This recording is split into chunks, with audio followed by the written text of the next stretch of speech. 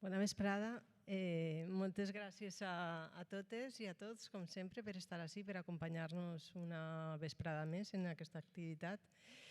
En primer lugar, querríamos tener un recuerdo para víctimas de la Dana. Es una situación muy difícil que seguro que a todas en mayor o menor medida nos ha atravesado y nos está atravesando. Y bueno, pues desde ahí todo el respeto, toda la solidaridad, pero también pensamos que tenemos que seguir adelante y tenemos que seguir programando actividades, encontrándonos y haciendo también que los museos sean lugares de encuentro, lugares vivos y lugares para la cultura y para apoyo al sector.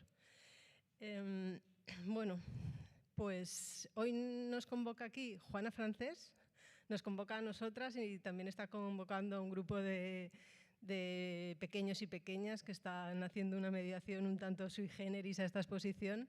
Están imaginando que qué pasaría si hubiera como un ácaro en una obra de Juana Francés, y desde ahí se están adentrando en las obras, y me parecía muy bonito, ¿no?, como ver que de repente en paralelo están pasando estas invocaciones a la figura de Juana Francés.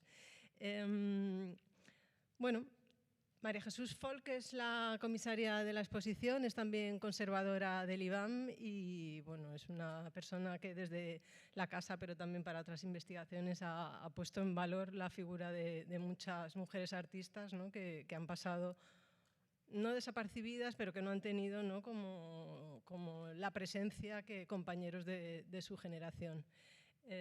Como veréis o ya habéis visto,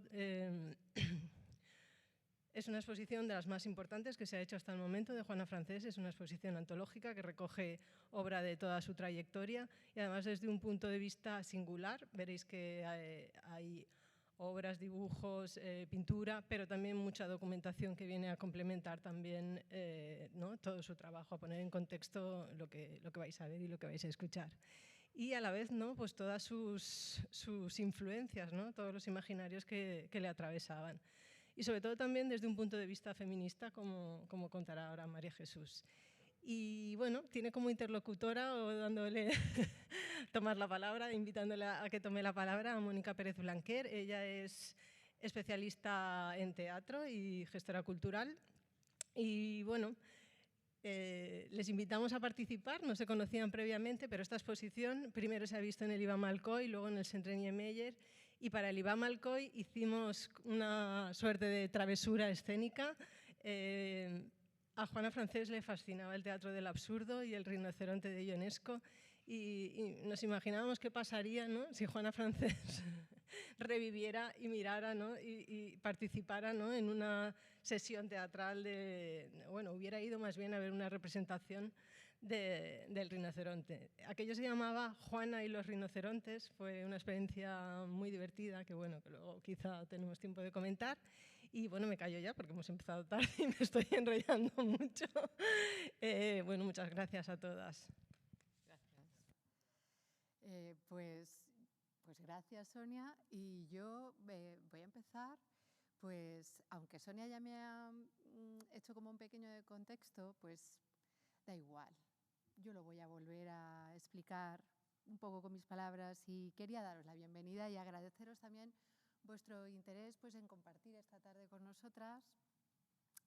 Y pensando en casa, ¿no?, digo, ¿yo cómo voy a explicar esta relación aquí con nosotras y por qué estamos aquí hoy, ¿no? Y como bien dice Sonia, pues en diciembre del año pasado yo recibí una llamada de aquí del IBAM y me preguntaron, como gestora cultural, mira, oye, ¿tú no nos podrás decir si hay algún grupo de teatro que esté trabajando hoy en la obra del rinoceronte? ¿Alguien que la tenga en cartel? Es que, digo, pues no, la verdad que no me suena ahora. Y me preguntaron, es que estamos preparando una exposición de Juana Francés. Juana Francés se ha guardado, o sea, entre sus papeles está el programa de mano del estreno del rinoceronte en España. Y queremos, a partir de aquí queríamos inventarnos algo, hacer algo relacionado con esto. ¿Nos ayudas? Yo me dejé ahí liar, ¿no? Y la verdad que fue, pues, una aventura muy bonita un descubrimiento muy chulo en la que a partir de ahí, en febrero, hicimos esta travesura escénica en la que, pues, que tenemos también, esperamos tener la suerte de poder hacer aquí en este contexto, ¿no? Crucemos los dedos, en la que una espectadora, Juana, en este caso, entraba a la fiesta de estreno del Rinoceronte en 1961 en el Teatro María Guerrero de Madrid. Y allí pues había mucha gente, ¿no? Muchos protagonistas que estaban ahí peleando por su foco. Claro, para mí es una situación extraña porque creo que Juana Francés es la primera persona que yo he conocido a través de sus gustos teatrales. Básicamente la conocía más como espectadora que como pintora. Claro, yo me sentía un poco mal, ¿no? De decir, ¿cómo voy a estar aquí en una conferencia hablando sobre Juana Francés si en realidad sé muy poco de ella como pintora? Tenía mucha curiosidad por saber más de ella, sobre todo a través de su obra, ¿no? Por eso en esta charla sentía que le debía ponerme yo en ese rol de espectadora en el que la había puesto a ella. Y bueno, ha sido muy fácil, claro, porque si tienes la suerte de contar con una guía tan interesante, ¿no? Con la mirada experta de María Jesús, pues sigue siendo fascinante este proyecto. Bueno, nosotras hemos tenido esta conversación, hemos estado descubriendo a Juana juntas, pero me voy a poner en el rol de teatrera, que es lo que me toca, ¿no? En esta de formación profesional, y voy a actuar un poco. Yo voy a representar en esta charla a una fan de Juana Francés que quiere saber más cosas de ella y que conversa con la comisaria de esta exposición, María Jesús Folk, queriendo saber pues, todas sus motivaciones que le movieron a guiar esta obra, ¿no? No os preocupéis, va a ser una representación bastante naturalista y fácil de seguir. Voy a empezar, ¿vale? Aquí también habitan dioses. Tú has decidido, María Jesús, titular así esta charla. ¿Por qué? ¿Qué significado tiene esta frase?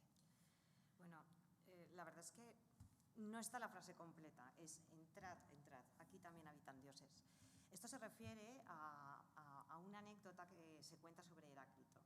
Heráclito estaba en su casa, al lado de los fogones de su cocina, calentándose, y recibe la visita de unos alumnos. Los alumnos se quedan como sorprendidos de encontrar a Heráclito en la cocina. Pensaban que la metafísica o la filosofía se tenía que en el jardín, se tenía que pensar en el jardín, se tenía que pensar en el despacho. Es decir, en un ambiente totalmente diferente.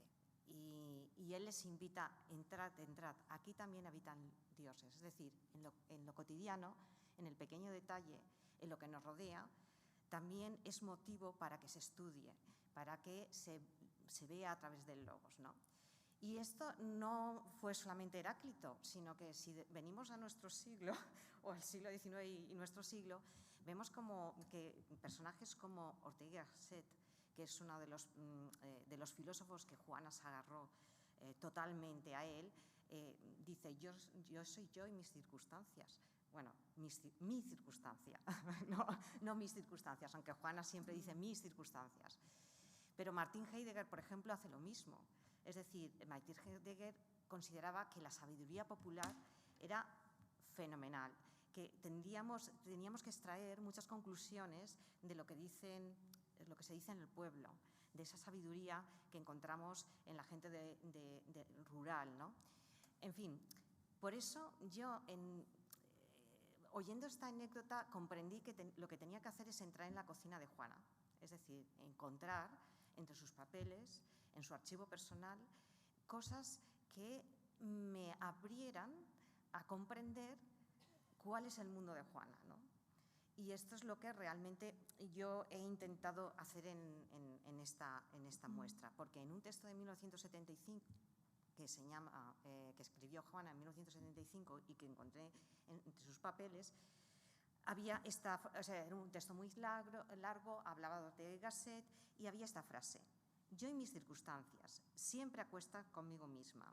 ¿Es insomnio? ¿Es mi mente? ¿Es la realidad misma que me circunda? ¿Qué conjugación? Entonces yo pensé que esto era importante, que me tenía que meter hasta dentro, buscando esa serie de pistas que me dieran la oportunidad de comprender el corpus conceptual de la obra de Juana, ¿no? Y en fin, esa es la razón. Y en ese sentido, tú entonces, ¿cómo descubrirías, o sea, metiéndote ahí en esa cocina, cómo describirías a Juana como pintora, como artista? Bueno, yo creo que Juana es una de las protagonistas de la revolución plástica que se produce en la España de los años 50. Ella, con escasos referentes femeninos, porque todo el mundo se había exiliado después de la guerra, pues logra profesionalizarse en un mundo que estaba dominado por los hombres, ¿no? Fue la única integrante del grupo El Paso, el grupo más importante que nosotros tenemos sobre el informalismo matérico en España, ¿no?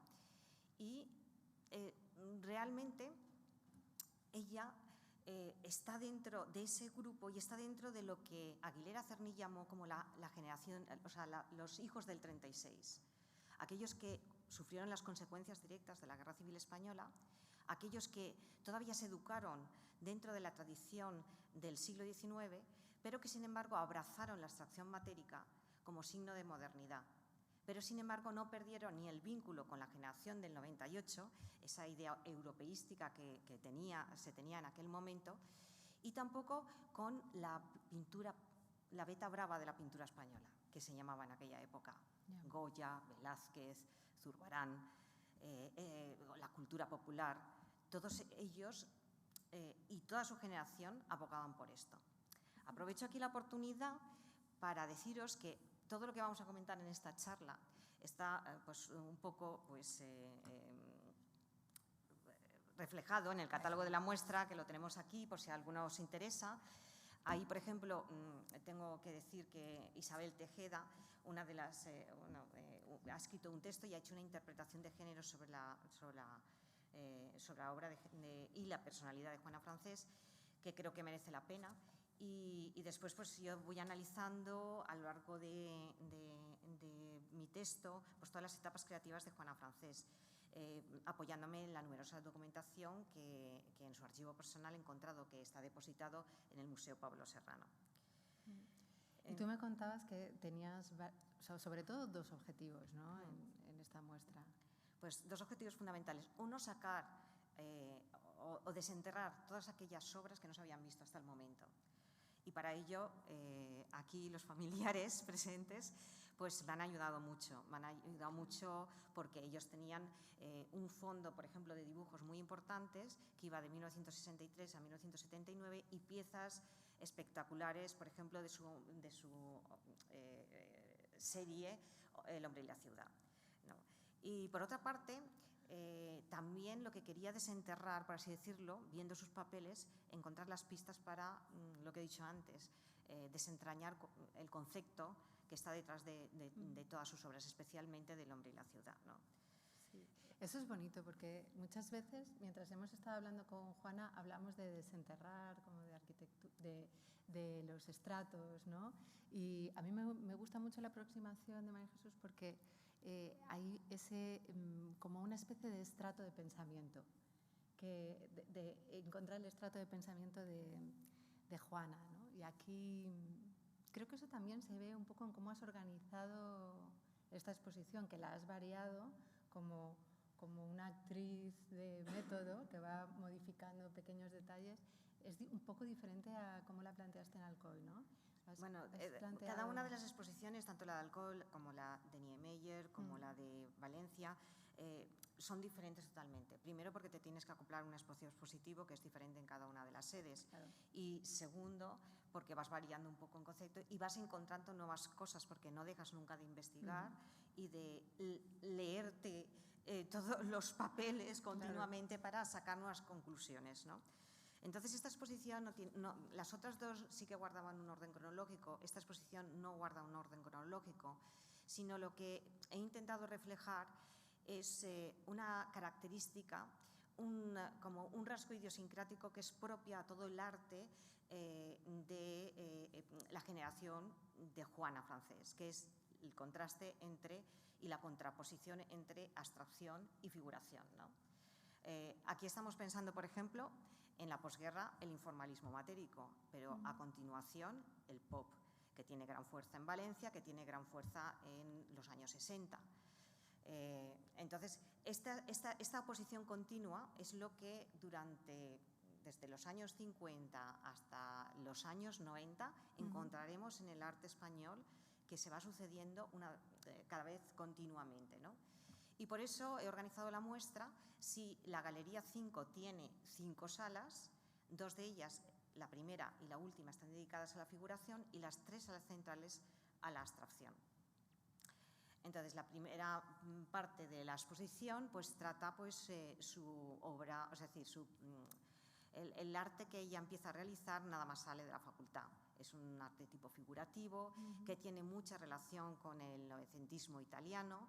¿Por qué? Porque Eugenio d'Ors, uno de los grandes teóricos de arte de la posguerra española, pues estaba muy por ese tipo de arte, por el arte de Carrà, por el arte de Campigli, y que después vemos también en otros pintores españoles, por ejemplo, pues Pascual de Lara o de nuestra tierra Manolo Gil, que también hace ese tipo de arte casi geométrico, figuras que abarcan prácticamente todo el lienzo, y que en Juana precisamente tiene una simbología especial. Es una simbología muy enigmática, pero que lo dejaremos para después. Vale. Tiene un lenguaje de figuración, de incomunicación, de silencio, de autocensura, ¿no?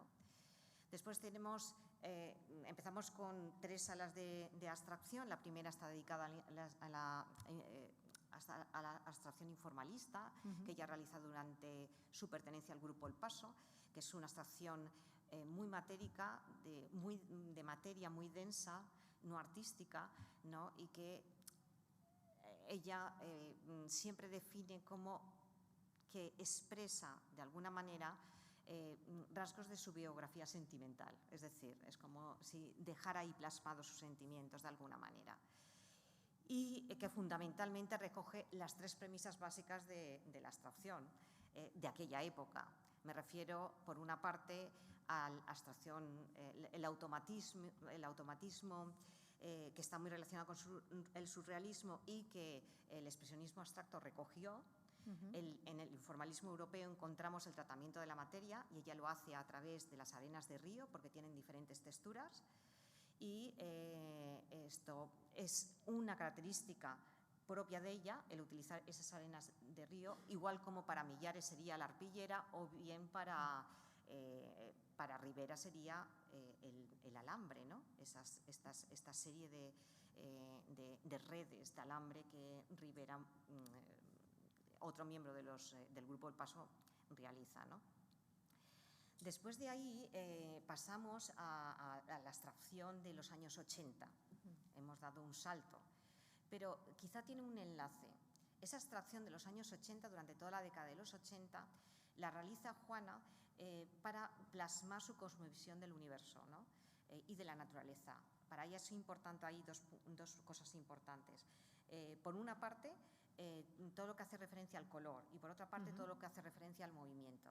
Sus piezas están en continuo movimiento o intentan expresar esto, y tienen un punto de referencia, y esto se produce en 1976, cuando el hombre llega a Marte, y desde la órbita de Marte se transmiten a toda la audiencia de la Tierra las primeras fotografías de la superficie de Marte. Si vemos la iconografía que presenta en esta parte de la abstracción cosmológica, que le suelo llamar yo, pues vemos que ese paisaje de la superficie de Marte se refleja mucho en su obra, por ejemplo. Pero vemos también que la materia ya no son arenas de río, ella trabaja más ahí con la arpillera, es decir, la propia tela del lienzo, ¿no? Y lo que hace es estructurar más el movimiento. Y después ya llegamos a una última etapa semifigurativa, casi, que ella la titula Tierras de España, Paisajes y Tierras de España. en donde las piezas están compuestas de otra manera. Allí son objetos los que residen en el lienzo, no ya es la arpillera ni las arenas de río. Entonces ahí hay otra composición. Esa es su serie que da paso al hombre y la ciudad. Esa serie de Paisajes y Tierras de España es la que más unida está al grupo El Paso en cuanto al concepto que hay detrás de ella y, por otra parte, la que la lanza hacia otra serie que empieza en 1963 y acaba en 1979, gran serie de 20 años de duración que se llama El hombre y la ciudad, en donde ella, de alguna manera, intenta plasmar las consecuencias de la furiosa industrialización que tuvimos en España. Es decir, tras el plan de estabilización, España en los años 60 empieza a crecer, a crecer, a crecer, a crecer y a desarrollarse, y entonces hay un montón de artistas que en ese momento critican ese momento, o sea, critican que el hombre, por así decirlo, se presenta ante una distopía social, ¿no? Es decir, en la oficina… Como está presente la mecanización, la comunicación, ¿verdad? Etcétera, ¿no? Y esto es el conjunto de la exposición. Tenéis ahí una idea de lo que ha venido, o sea, lo que se ha querido expresar en todas las salas del museo, bueno, de la sala. Te he leído por ahí, te he recogido alguna entrevista y has dicho sobre Juana que fue una mujer que rompió moldes artísticos, que rompió estereotipos de la mujer como artista en España también. Una mujer que viajó a distintos países de Europa, que absorbió diferentes formas de entender la abstracción, que participó en importantes exposiciones internacionales y que nunca dejó de buscar y de experimentar. Dices textualmente, hizo cosas que no se hacían normalmente en aquella época y mucho menos las mujeres. A mí me gustaría como que situarnos en ese contexto, ¿no? Juana Francés inicia sus estudios en la Escuela Superior de Bellas Artes de San Fernando en 1945, creo que poco casada, ¿no? Pero casada al fin y al cabo. ¿Qué se encuentra Juana cuando inicia sus estudios de Bellas Artes en Madrid? Bueno, para comprender esto nos teníamos que remontar primero a saber qué había antes de la guerra, ¿no? Porque ella llega en la posguerra, en plena posguerra. Entonces, antes de la guerra, muy detalladamente, bueno, muy así someramente diremos, en 1971 la Constitución permite a las mujeres votar. En 1910 las mujeres son admitidas en la Facultad de Bellas Artes por primera vez. Estamos hablando de esas cuestiones. Es decir, surgen esas mujeres empoderadas, fuertes, que podemos ver, por ejemplo, en obras de Ángeles Santos. Por ejemplo, La tertulia de 1929, ¿no? O, por ejemplo, en la cartelística de la primera etapa de la Guerra Civil, donde los personajes de Juana Francisca, que era una cartelista de la época, son mujeres fuertes, empoderadas, con vitalidad, capaces de intervenir en la sociedad, etc. Después de la guerra, ¿qué tenemos? Pues tenemos la política de la cancelación. Llega Primo de Rivera, Pilar Primo de Rivera, y ¿qué es lo que hace? Crea la sección femenina, y la sección femenina actúa como instrumento de control político y de control ideológico e intenta difundir la imagen de la mujer con dos funciones, la mujer la reproductora, por así decirlo, y la ángel del hogar, ¿no? Entonces, Juana se encuentra en estos momentos, ¿no?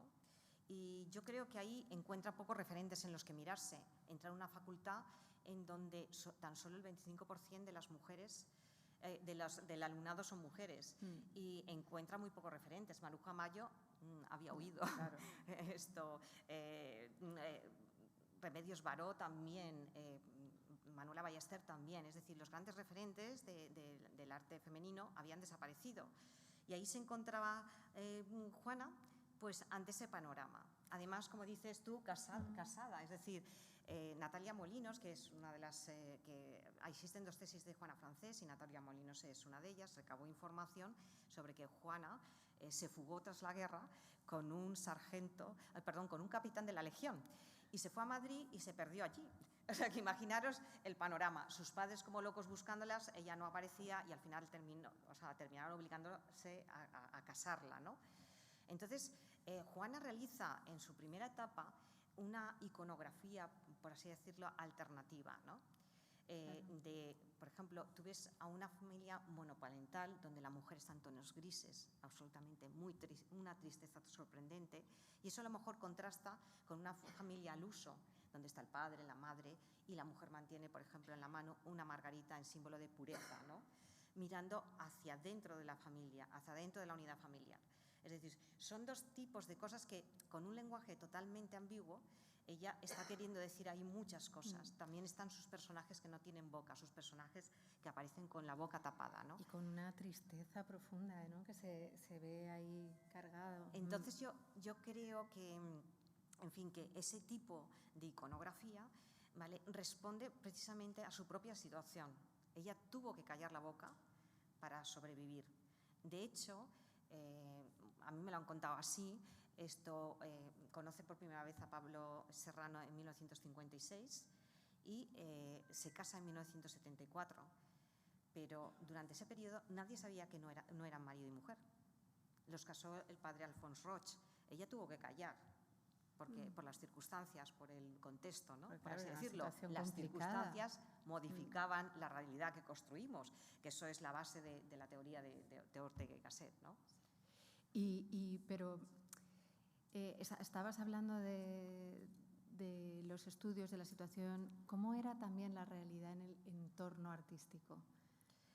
Pues la verdad es que yo qué sé, yo me he quedado bastante sorprendida muchas veces de lo que se ha ido encontrando, ¿no? Esta es una historia que en las tesis aparece, en las dos tesis aparece, y ya hemos dicho, eran muy pocas las alumnas, y entonces se agruparon todas ellas para hacer exposiciones en las galerías del momento, la Galería Sagra, Santa Fe, Biosca, etc. Entonces, pues sus compañeros amablemente les llamamos el grupo del ovario. Esto lo encontramos continuamente. Hay una exposición en 1960 que realiza Juana Francés, que realiza con María Droc, Isabel Santaló, Nadia Verba y ella misma en la Galería Nebli. Y entonces un crítico dice así: estas mujeres no se han reunido en Nebli para criticar a otras ni para hablar de chachas, sino para presentar unas obras que se colocan en la vanguardia artística.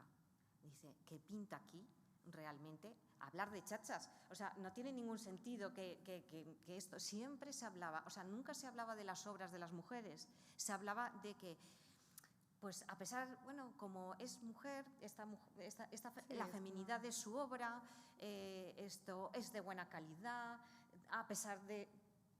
Es una doble profesión, es una afición, pero nunca realmente se hablaba con pasión de sus obras, es decir, se hablaba de sus obras. Y por otra parte... O independientemente, sí, ¿no? Siempre sí, estaba todo eso alrededor. Sí. ¿No? Y, por ejemplo, uno de los críticos del momento, que era también pues, el marido de María Droc, Popovici, habla de la parte informalista de Juana y la define como pictoromaquia. Es decir, es una masculinización. O sea, todas las tauromaquias, si hablamos de la tauromaquia de Goya, hablamos de la tauromaquia de Sori,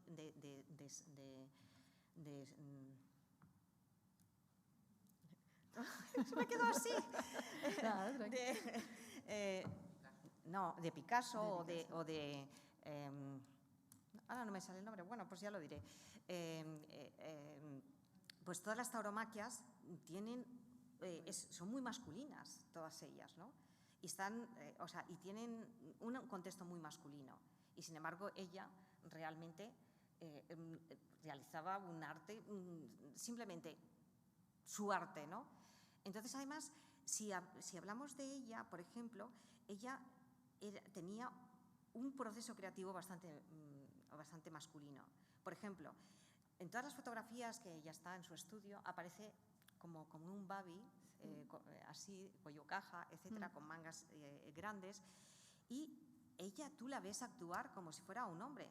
no te imaginas nunca una mujer, o no se lo imaginaba en aquella época, una mujer que actuara de esa manera, con el cuadro en el suelo, embarrando con pigmentos. Sí, muy física, además. Muy física, con muchos pigmentos, con mucha, o sea, tirando la arena, el pigmento, los aglutinantes, acababa de barro hasta allí. Eso no era muy femenino, que digamos, sino masculino, ¿no? En aquella época, concibiendo. Claro. Y después todas las construcciones que hace del hombre y la ciudad, también ella se construía estos grandes altares. Son piezas que estamos hablando de 4 por 3 metros. Es decir, no estábamos hablando de piecitas pequeñitas. Y todo eso ella lo hacía en su estudio, ¿no? Entonces, yo creo que era una persona fuerte en ese sentido, ¿no? Y yo creo que también se han dicho muchísimos bulos, ¿no? Sobre el paso, ¿no? Sí. Por eso, ¿no? Lo de la entrada de ella en el paso, la salida, ¿cómo fue todo eso? ¿Tú crees que eso influyó todo esto que estabas contando bueno, sobre cómo se veía la obra de ella, sobre cómo se explicaba? Sí, bueno, siempre se ha dicho que ella estaba en el paso porque su marido Pablo Serrano era un escultor importante y entonces se necesitaba a ese escultor en el paso, ¿no? Y que fue echada del paso porque su obra no presentaba la calidad. Pero bien, yo no lo veo así. Es decir, uno de sus principales amigos, por ejemplo, Manuel Conde, era uno de los 2 teóricos del paso, miembro del grupo Paso. Con él estudió la carrera y con él se iba continuamente a conciertos, porque ella además tenía la carrera de piano y iba a múltiples conciertos, ¿no? Entonces, eso por una parte. Rafael Canogar, otro de los miembros del Paso, era compañero suyo de carrera. Fernando del Amo era un gran amigo suyo. Fernando del Amo fue el arquitecto que fue uno de los grandes protagonistas del Instituto Nacional de Colonización, los poblados de colonización que se hicieron bajo el régimen franquista, y que llevó consigo la realización de un montón de iglesias, de obras artísticas dentro de esos poblados, y era gran amigo suyo, muy gran amigo suyo. De hecho, Fernández él le encargó, por así decirlo, una obra en uno de los pueblos de colonización. También se lo encargó a Canogar, también se lo encargó a muchas de los miembros del Paso, exceptuando a Saura, que ese es el nombre que antes no me salía, sobre las tauromaquias, ¿vale?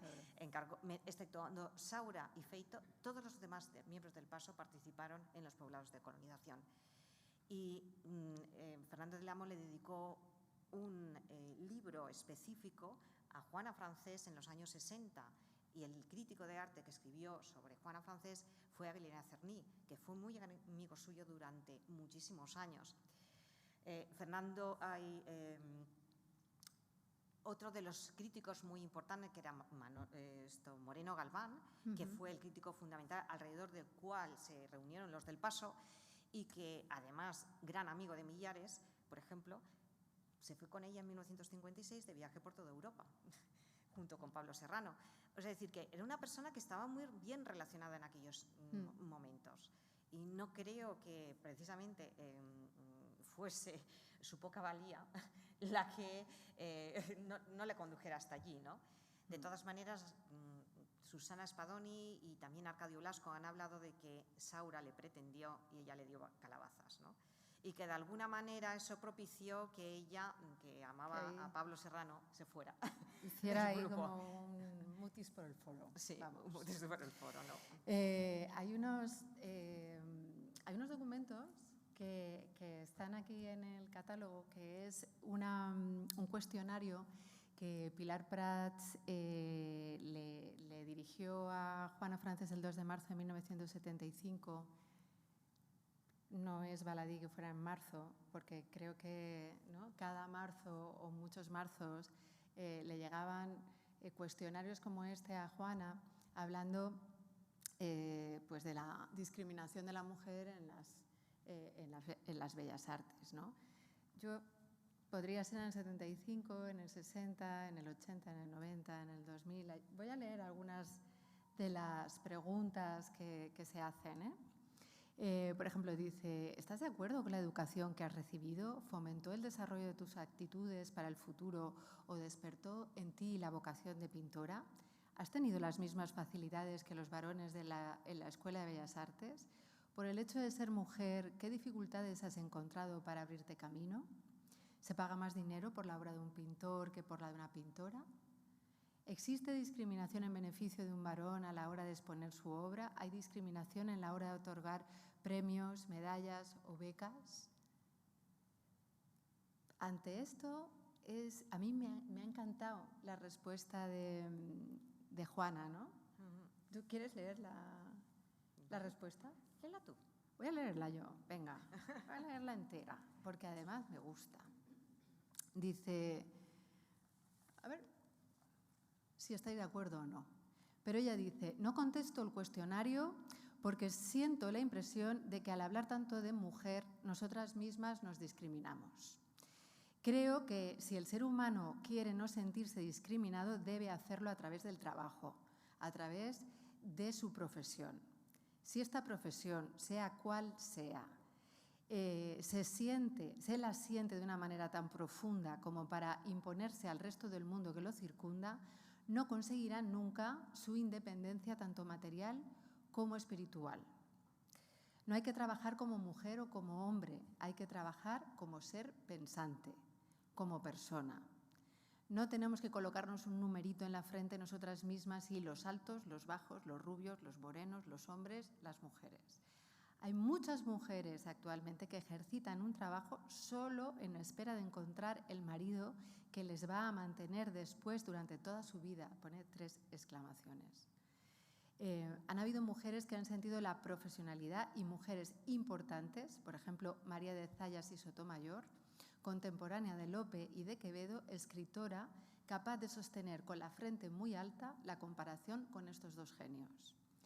Si nosotras conseguimos mentalizarnos como personas, imponiendo nuestra vocación, sea cual sea, con todos sus riesgos, obtendremos por añadidura el respeto y reconocimiento debido, cueste lo que cueste.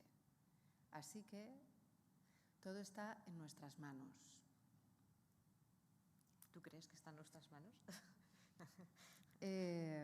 Yo creo que este texto habla mucho de la valentía, de la fuerza de ella, de un poco de estar hasta el gorro, de que en todas esas entrevistas no se le preguntara sobre su obra. O sea, esto se pregunta a los hombres, si se sienten discriminados, si se sienten maltratados por otros compañeros. O sea, ella quería, ¿no?, hablar de su profesión y cada marzo pues no lo conseguía. Entonces, sin embargo, en todo está en nuestras manos. Yo creo que ahora cuentes tú qué pasó después. ¿Qué pasó después? Bueno, ¿qué pasó después? Porque ella tuvo mucho éxito y luego, ¿qué pasó? Pues ella fue una artistaza internacionalmente hablando. Es decir, no solamente estuvo en las bienales latinoamericanas de 1951, 53 y 55, que promovió el gobierno de Franco, pero sino también un montón de muestras internacionales. Podemos nombrar las 5 bienales de Venecia que se dieron entre 1954 y 1970, la Bienal de Sao Paulo de 1971, una monográfica en el Museo de la Villa de París en 1977. También se hizo otra monográfica en el 76 en los fondos de la Biblioteca Nacional, donde se hacían exposiciones de arte moderno. Pero también se hicieron también, por ejemplo, en la Tate Modern en el 62 y la gran exposición en el 60 del Guggenheim de Nueva York. Yo creo que eso es suficiente cartel para decir, esta es una artista internacional. Pero ahora bien, yo muchas veces lo pienso y no puedo entender cómo a todos los miembros del Paso el Reina Sofía les ha dedicado una exposición.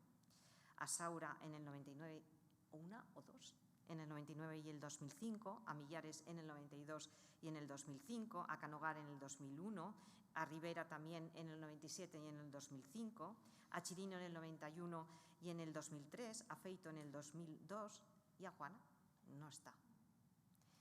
Y ahí estamos. Cristina Nualart escribió una tesis en donde hacía un estudio sobre las exposiciones que se habían dedicado a hombres y las exposiciones que se habían dedicado a mujeres en el Reina Sofía, desde el año 2000 al 2016. Las cifras hablan por sí mismas.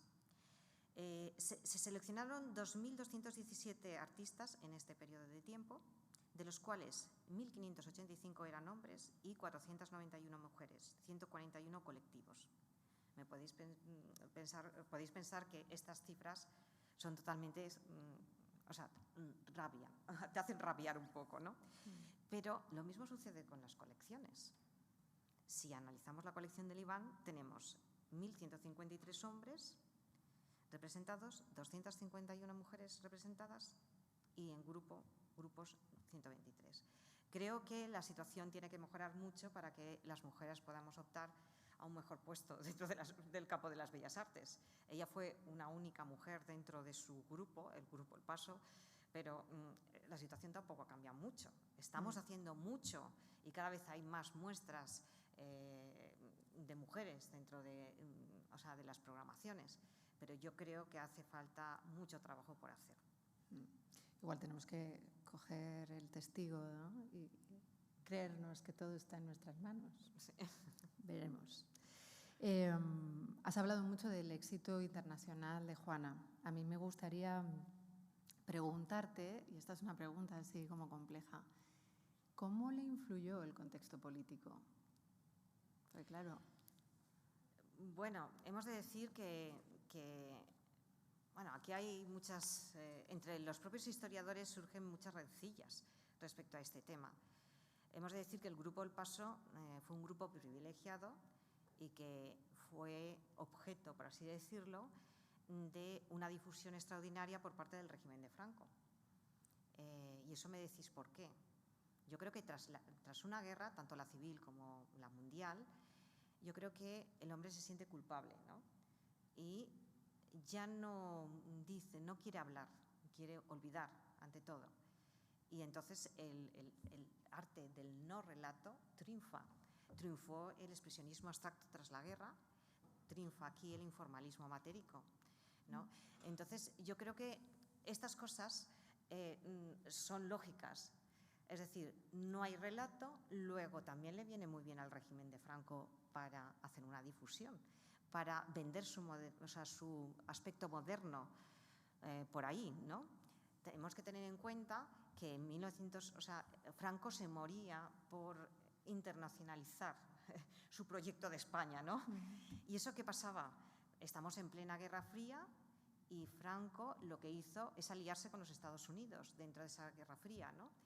Y estaban los pactos de Madrid que se firmaron en el 53, por ejemplo, por la que 5 bases militares estuvieron en España.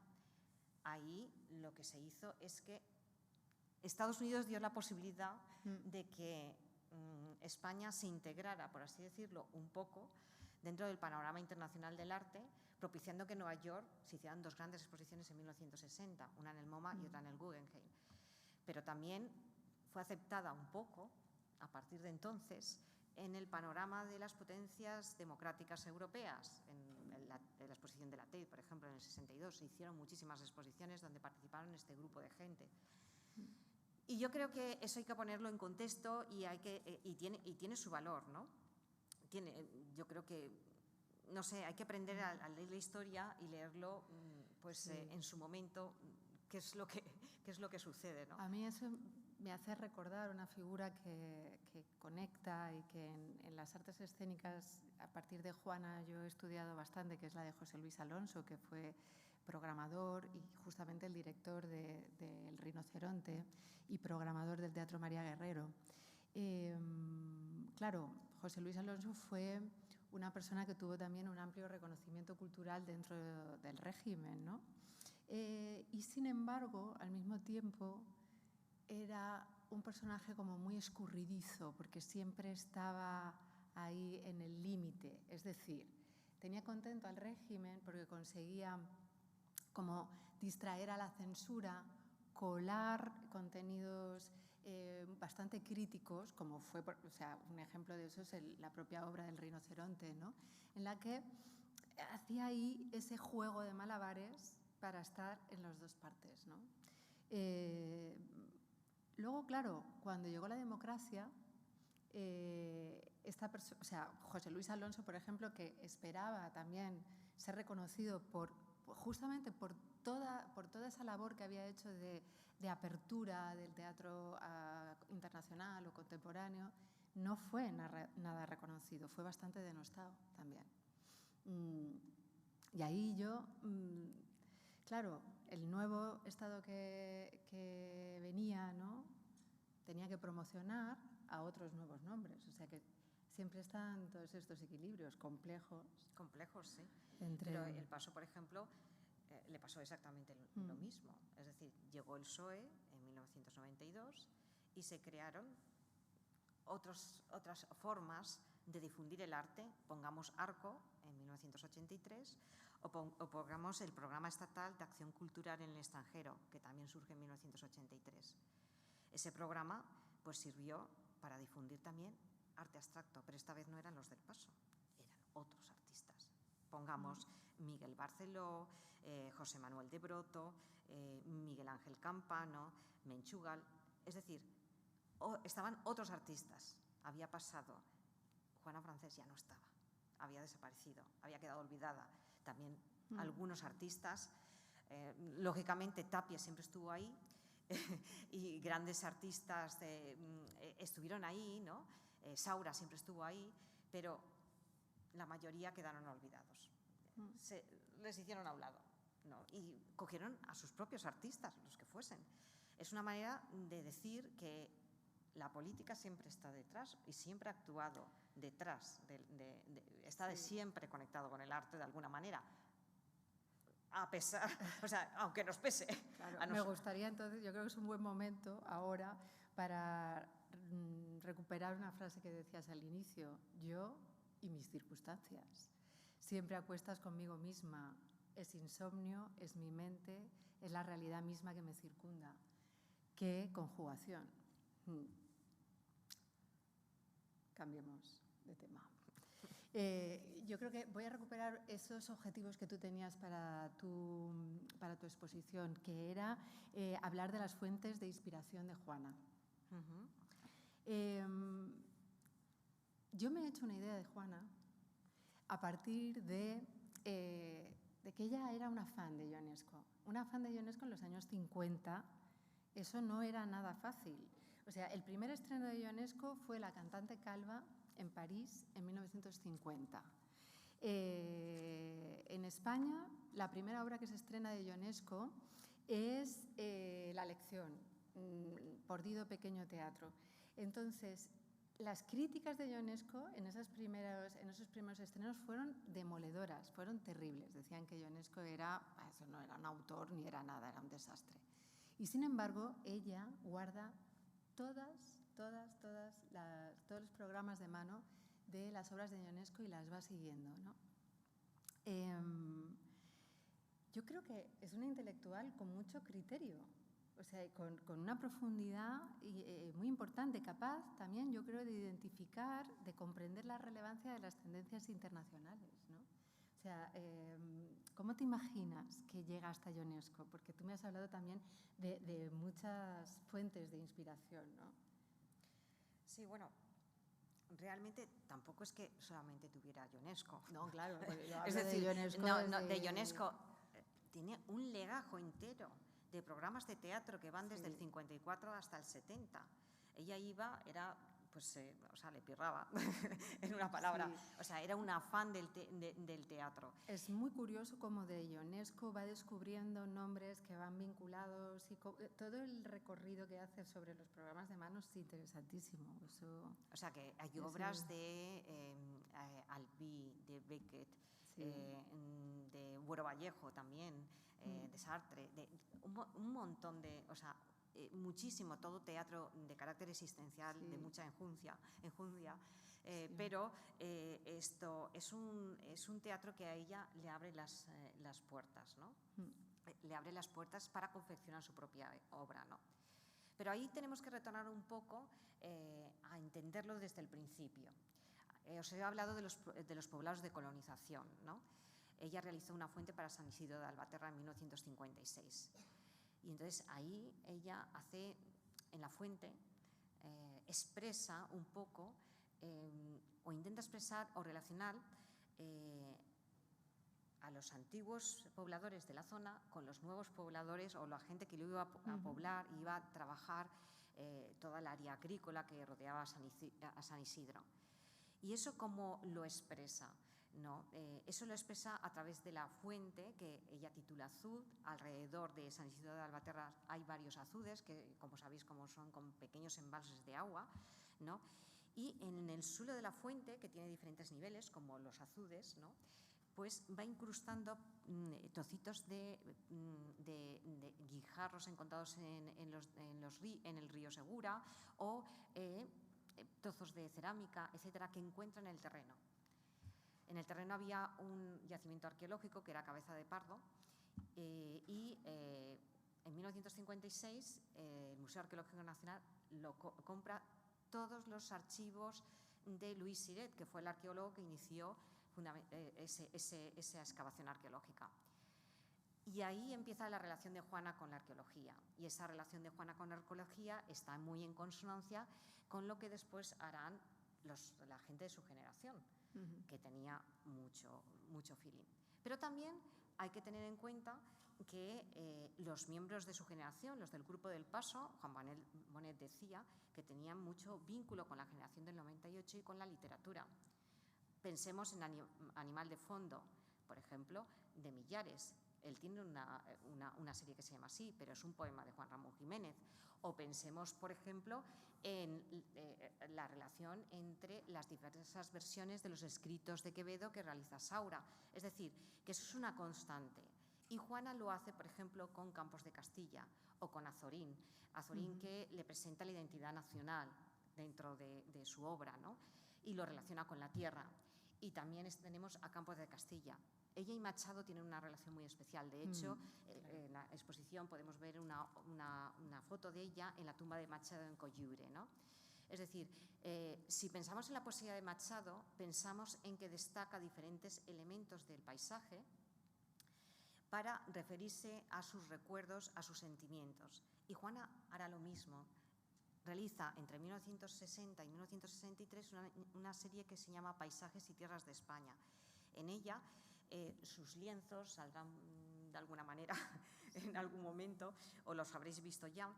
Sus lienzos son como bases para un ensamblaje de objetos como maderas, ladrillos, pendientes, cristales.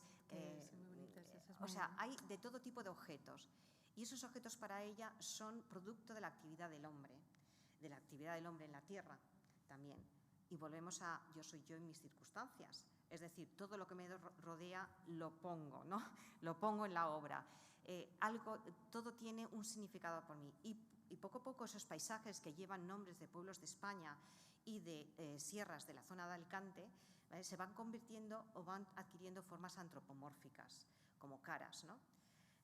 Y ahí llegamos a un punto de contacto de René Magritte. Parece increíble, pero son todo como pequeñas pistas que yo iba encontrando en su archivo personal. En su archivo personal hay una ilustración de René Magritte que es Afinidades selectivas, de 1933, que es un gran huevo dentro de una jaula. Prácticamente los dos, huevo y jaula, tienen el mismo tamaño y forma, ¿vale?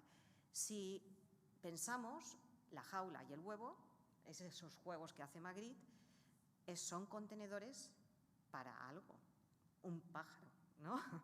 Bueno, pues ahora pensemos también ese contenedor para lo que se está formando en el interior, podríamos decir, son las circunstancias que Juana pone en el interior de esos seres antropomórficos.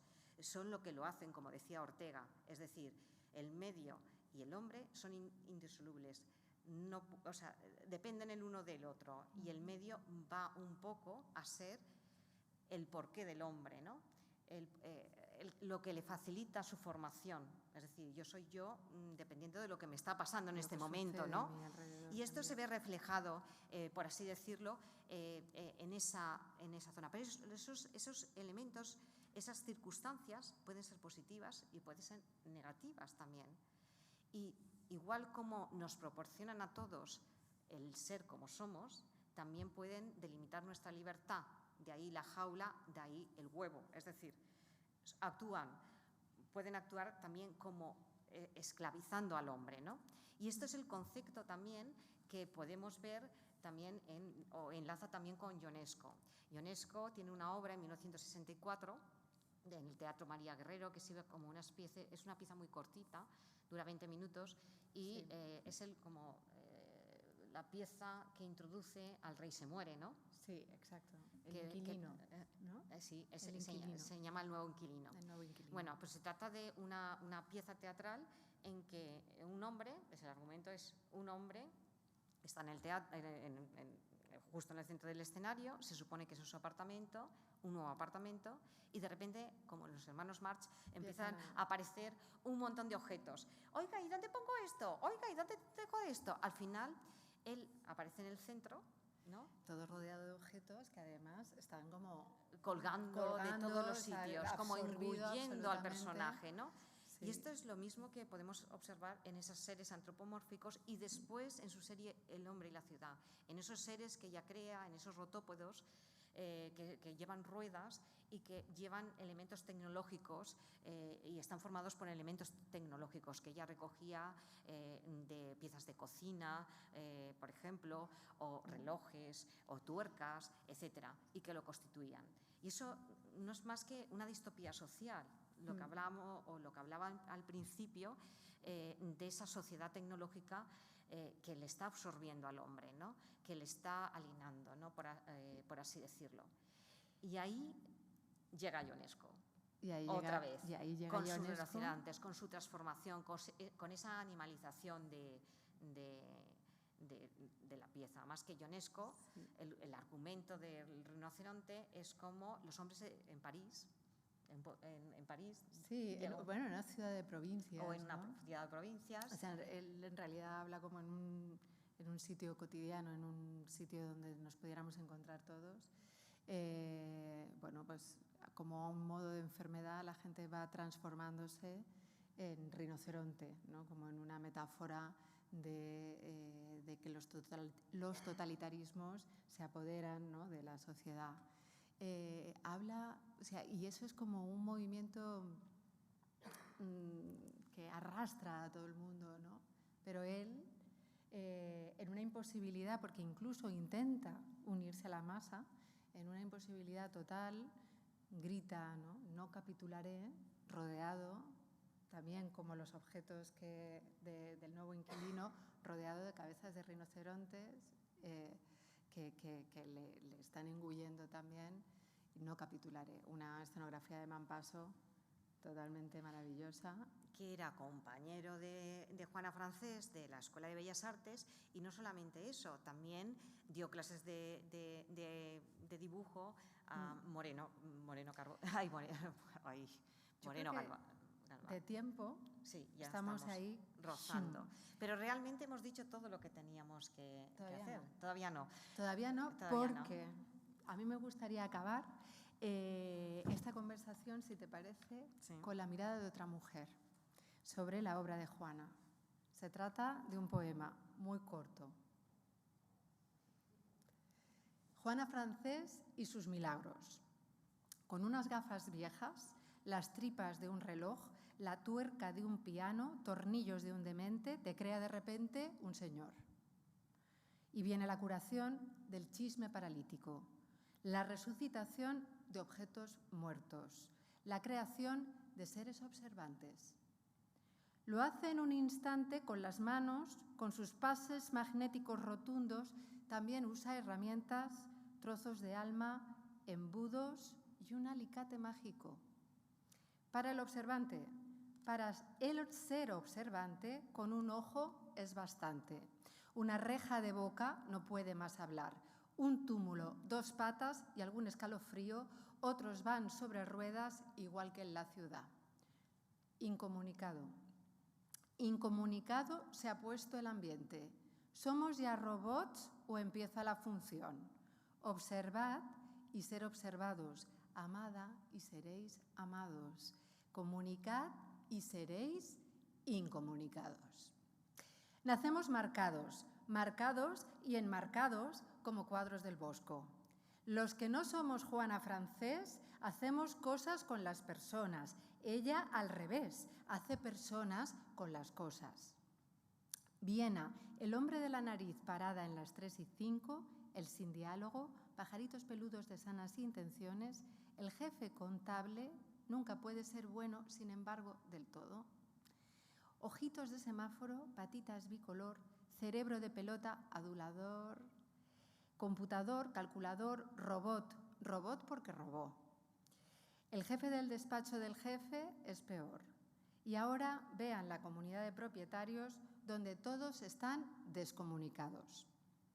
Ved la radiografía de la gamba actual, atiende por incomunicada y tal. El empleado número 7, igual que el preso número 7 está, y por tener mal humor tiene el coco un tumor. El hombre y la ciudad, tracatriqui, tracatram, los dos están igual. Mucha tuerca, mucho tráfico, muchos humos. Espiral, espiral para expirar. Ya es persona la silla, el enchufe, el carrete de estos nuevos milagros. Testigo, Gloria Fuertes, con mucha admiración y más cariño. Mientras tanto, el drama se hace chascarrillo y una sonrisa hambrienta se traga el llanto. Y ahora sí, ¿no? Sí. Acabamos.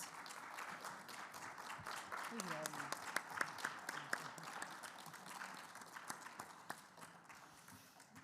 Bueno, como he prometido antes, si alguna persona quería que fuéramos a la exposición, hacerme preguntas o lo que sea, estoy a su disposición para lo que quieran.